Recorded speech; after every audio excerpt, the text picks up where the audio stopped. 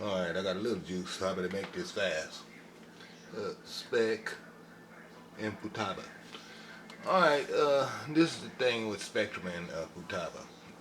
If you turn on this radio on a Spektrum, and then you plug in your helicopter, your satellite light is orange, you unplug the helicopter, you plug it back in, that satellite light is going to be blinking because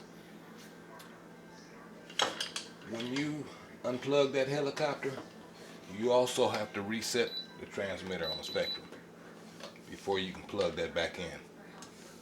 That's just the way it is. They should have designed it so where if you did that and that light was blinking, that copter shouldn't spool up.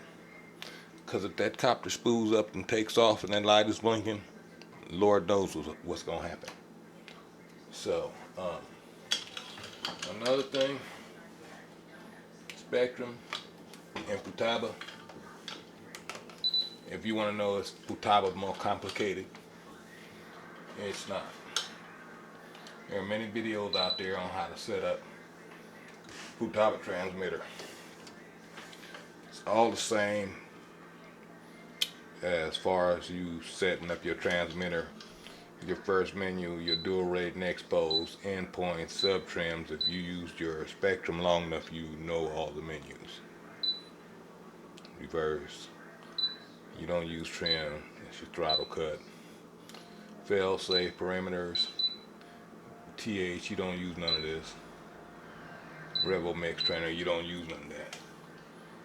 Push the button again, now you're in your throttle curves, pitch, curve.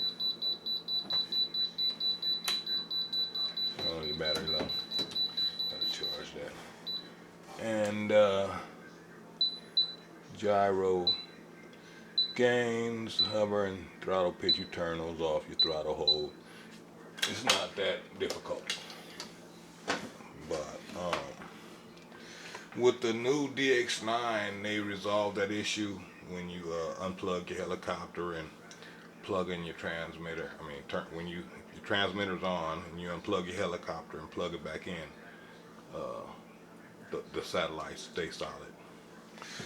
So, I mean, unless you get yourself a DX9, and then the other issues that if you're running a belt drive on like a 500 size, you need to ground the boom, or else you're gonna run into static problems and have brownouts again. What more can I say? That's it. Spektrum's a good radio. You just have to know what you can and cannot do. And as far as that 500, that's a weird one. I would reset that transmitter and reprogram it again because one of your switches or something must be bound with your throttle hold or something weird, or else, I don't know. That's all I would think on that one.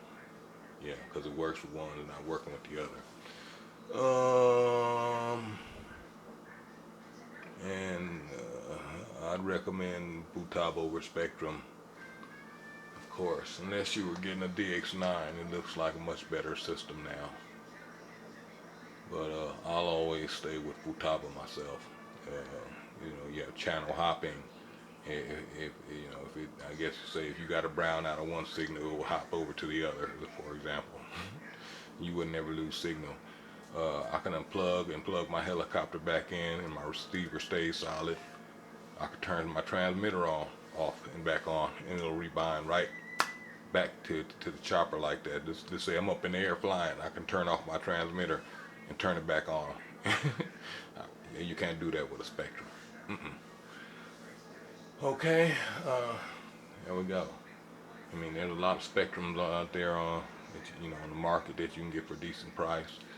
You can get Futabas at a decent price as well. What radio would I get today? You can get the 8FGs used for $250 out there around. They got the 7Js and the 8Js. Those are some nice systems too. They support S-Bus. And S-Bus is some cool stuff, man. Even this model right here even comes in a 6C. You gonna go with 7 or 8 channels if you ever think you might get yourself a nitro one day. Hope this helps you out, Jay Perry. Take care, brother. It's just my personal opinion. Um, yeah, not knocking the Spektrum. It's a good radio too. It's loved by a lot of people. But my choice, Futaba's just a better way to go. Alrighty, y'all take care.